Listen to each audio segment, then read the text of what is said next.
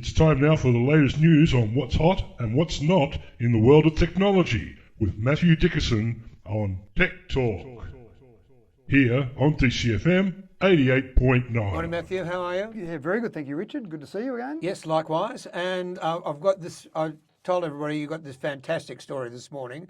And apparently technology can now tell when I'm telling a fib.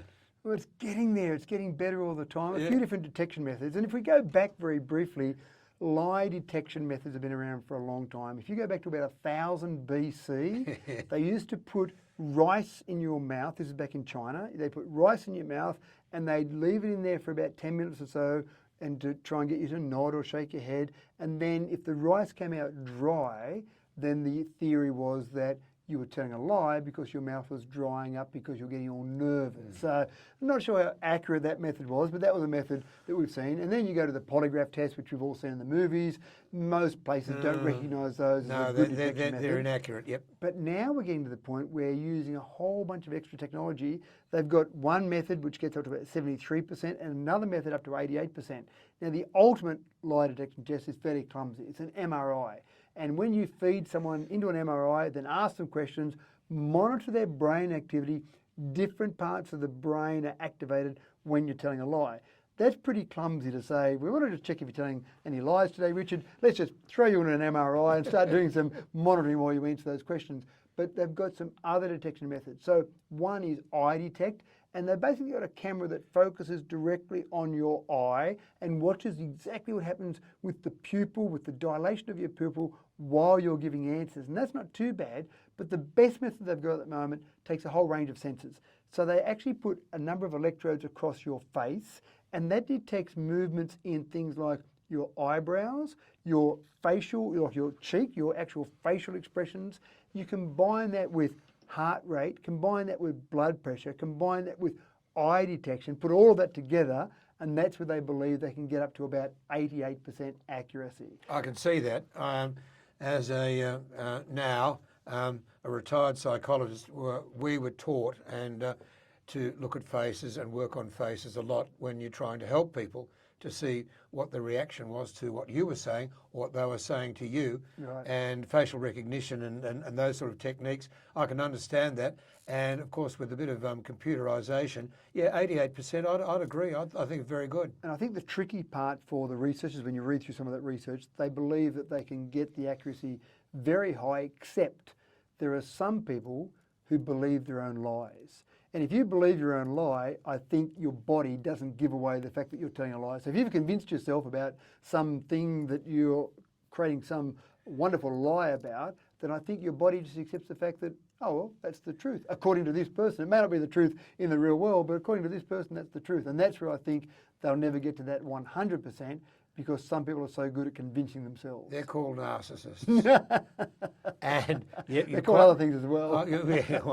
But narcissism is a frightful mental condition, and you can't really do much about narcissism because, as you say, people believe their own lies. Yeah, that's and right. it's a fascinating bit of psychology, Yep. and Harvard have done a lot of work on it, and they've got a scale, and I've marked people on that scale in the past, and I marked one person on that scale, and they got 13 out of 15. The only thing they hadn't done was manslaughter and murder.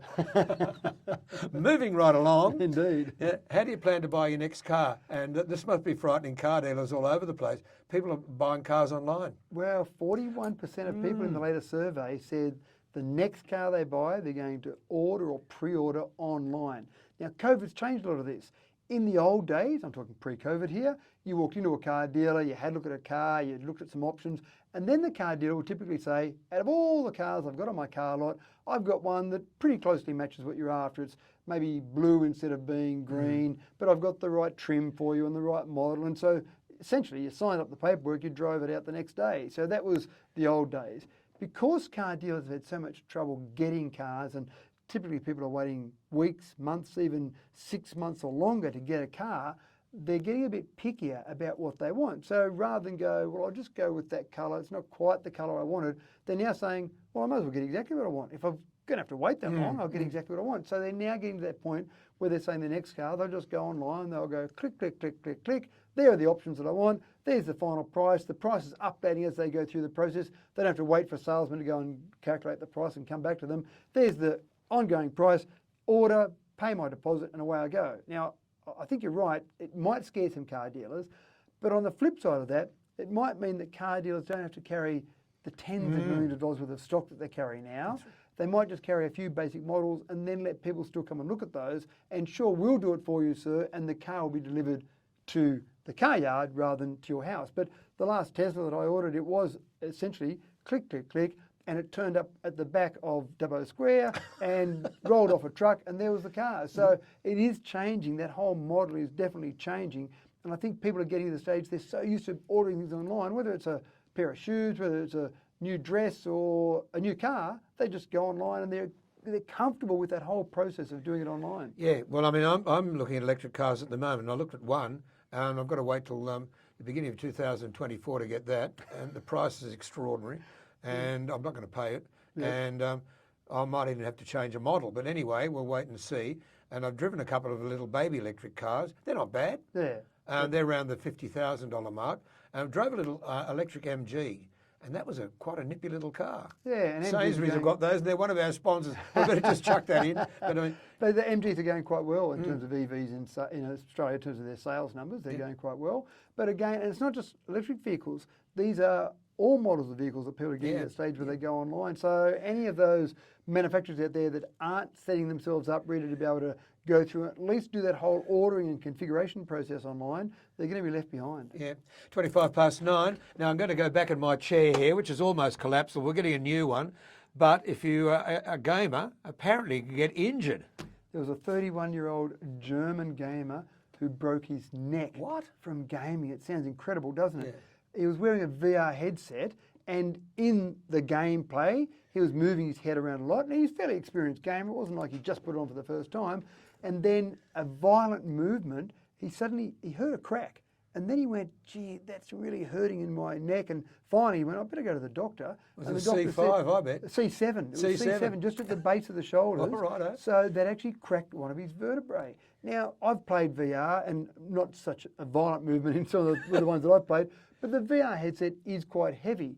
And when you think about it, it'd be pretty hard to break your neck moving your head around normally, but put a bit of extra weight on there, your neck isn't necessarily ready for that weight, and exactly as happened in this case, it actually cracked one of the vertebrae in his neck. So we think the image that we have of someone playing a game is someone that's obese, eating chips and soft drink, and sitting back in a chair playing their game and actually not being that physical. But now with some of the games that you play, there's a lot of them that you do get quite active in what you're doing. And I know my son, when he's played some of his VR games, his shirt is sweaty by the end of it because he's so active there. He hasn't broken his neck, luckily, but it's a thing to be watching out for now, is to be careful you don't injure yourself. Let's hope so. Yeah. All right. Now, we've spoken about this before, and I have great doubt about this. It's the electric plane, a plane that runs on batteries. And you're at 30,000 feet. Oh, dear. The Ever-Ready's just gone flat. Yeah. Jimmy, did you charge the battery? What do you mean, Billy? Did you charge the battery? Yeah. So there's a new aircraft that's coming out now called the Alice, and it's put out by an Israeli company called Eviation, just a clever play on the word aviation with the word E, or the letter E. Yeah. So they've come out with a plane. This is the first commercial flight they're about to run with this. Now, they've got an order for 12 of this particular plane from DHL Express. They've got 3 different configurations of this plane. One that can seat 9 people, so not a huge plane. One that can seat 6 in a more comfortable style, so an executive style. And one that's a cargo plane. That's obviously the one that DHL has ordered 12 of. The flying range of this is about 818 kilometres. Flies at about 460 kilometres an hour. So you've got this reasonable range. You've got reasonable speed from it. Where they say this particular model will really be fantastic will be those short trips. So the Dubbo to Sydney type trip. Those short trips seems to be the real sweet spot for electric planes. Flying Sydney to LA, not so great, because you've just got so much battery power you need. Again, the weight of it will kill you. But those shorter hops, that 1 hour, that sort of range, 4, 5, maybe 600 kilometres, that'll be the range and the areas where these sort of planes will really take off.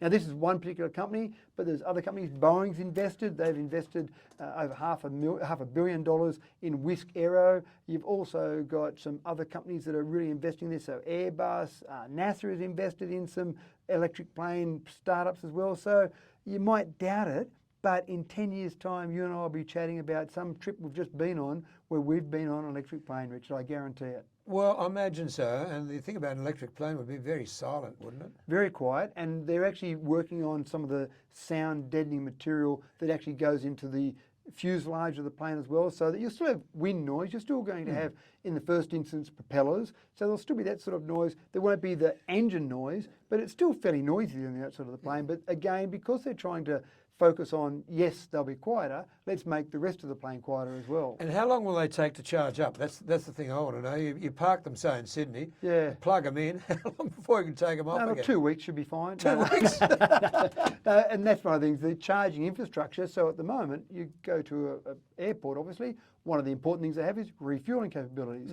They're talking about building much larger recharging infrastructure, much higher voltages of recharging infrastructure to charge it up quickly. Because again, you don't want a plane sitting on the tarmac for too long. It's not making money sitting there. No. When you talk about car charging infrastructure, there's certainly infrastructure they've got to build in, but an airport they can put in bigger. So the recharge time of this one, they're talking about maybe half an hour for this it's not particular bad. one. So you might fly to Sydney, it's on the tarmac for half an hour. Well, think about a plane at the moment, it's probably on the tarmac for half an hour anyway. By the time you get people off the plane, do a quick clean up of the plane internally, then put people back on the plane, it's probably there for half an hour easily. So it's quite reasonable to see this as a short commuter aircraft. They're talking about getting to the stage with a 40-passenger version of this maybe within the next 5 years. Yeah. So it'll happen, Richard, it'll happen. Yeah, I'd say so. In 10 years' time, we fly to Sydney. It could be battery powered. Yeah, that's right. And they're going to be cheaper to run than fuel. That's the big thing. The efficiency of them is incredible. Yep. So they're cheaper to run, cheaper to maintain. And that's the big thing. Maintenance on an aircraft is obviously a real killer. The cost of that maintenance, you've got to replace engine components. You've got to maintain engine components on a regular basis. Now, I can't tell you the number of moving parts in the aircraft, but just to give you an idea, on one of my electric vehicles, I've got 43 moving parts. That's in the total car. Yeah. So there's not a lot to wear out. Planes will be the same. There's so many fewer parts to wear out, so much less maintenance, and that's where those short hop sort of flights are. Efficiency is, I suppose, the real name of the game there. So if you can get those short hops, which more efficient, less maintenance on the aircraft, cheaper to run, that results in cheaper flights for you and I. And cargo planes, I can see a real advantage there. Yeah. Good talking with you, mate. It's 29 to 10. We'll see you next week for Tech Talk. In the meantime, happy days. Thank you. Sounds Okay, DCFM 88.9, Mathew Dickerson and Tech Talk.